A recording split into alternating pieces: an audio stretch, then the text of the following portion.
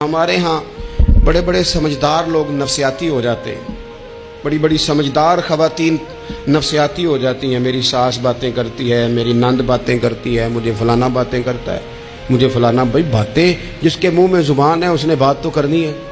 اب آپ نے کیوں یہ دعویٰ کر لیا ہے کہ آپ اتنے اونچے چلے جائیں کہ آپ کو بات ہی کوئی نہ کرے؟ کیا حرج ہے اس میں؟ اگر کوئی آپ کو بات کر دے تو کیا ہے، ہم کسی نے کر لی تو پھر کیا ہوا؟ اس کا اتنا اثر قبول کرنا کہ ساری رات سونا ہی نہ، پریشان ہو جانا۔ اور بعض لوگ ایسے ہیں جنہیں اتنی باتیں نہیں ہوتی جتنی انہیں ٹینشن ہوتی ہے، یعنی وہ دو بندے کونے میں کھڑے ہیں تو میری ہی بات کر رہے ہیں، اور بھائی تو اتنا اہم نہیں ہے، انہیں کوئی اور کام بھی ہو سکتا ہے، تیری بات ہی انہوں نے کرنی۔ بلا وجہ لوگ سمجھتے ہیں کہ میں بڑا اہم آدمی ہوں، وہاں بھی مجھ پہ تبصرہ ہو رہا ہے، یہاں بھی ہو رہا ہے۔ اس پہلو سے باہر آئیں، اس کمپلیکس سے نکل آئیں۔ ابن حزم کہتے ہیں کہ مصر میں ایک تاجر بڑا کامیاب ہو گیا تھا، بڑا کامیاب تاجر ہو گیا۔ تو زندگی میں جتنے لوگ بھی کامیاب ہوتے ہیں ان سے حسد ہوتا ہے، اس سے بھی اس کے ارد گرد کے لوگوں نے حسد شروع کیا۔ اب تاجروں نے پلاننگ کی کہ اسے خراب کیسے کرنا ہے۔ وہ ایک دن اپنے گھر سے نکلا، سفید کرتا سفید پگڑی باندھ کے باہر۔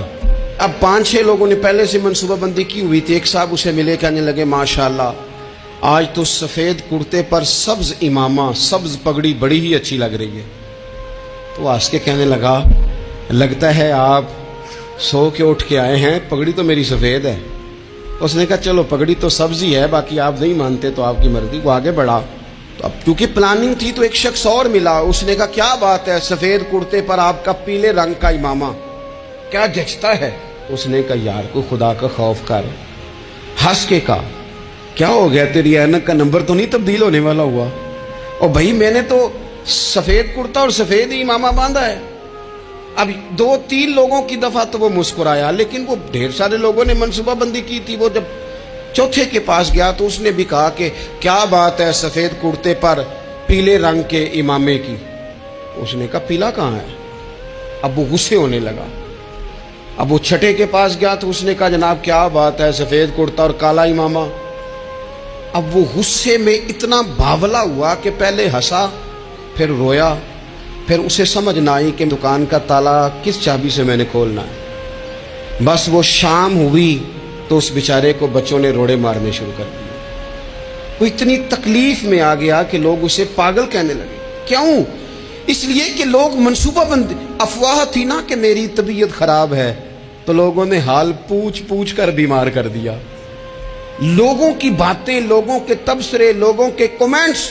بولے امام شافعی، امام شافعی فرمانے لگے لوگوں کی باتیں پتھروں کی طرح ہوتی ہیں، یہ روڑوں کی طرح ہوتی ہیں، اگر انہیں کمر کے اوپر رکھ لو گے نا تو یہ تمہاری کمر توڑ دیں گی، اور اگر تم ان کو اپنے پیروں کے نیچے رکھ لو گے تو تمہارا قد اونچا ہو جائے گا۔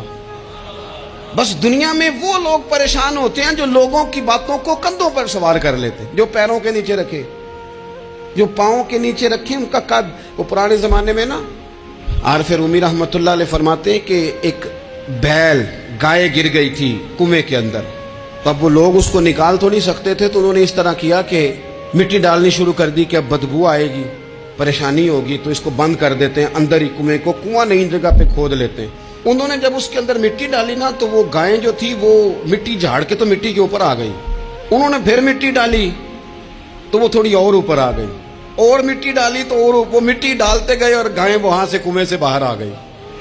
لوگوں نے دفن کرنا چاہا، وہ باہر نکل آئی۔ اور میرے بھائی لوگ بھی اپنی باتوں میں دفن کرنا چاہتے ہیں، لیکن یاد رکھنا جو چمکنے والے تھے وہ چمکتے ہی رہے، جن کو اللہ نے عزت دی تھی ان کی گھٹائی کوئی نہیں سکا۔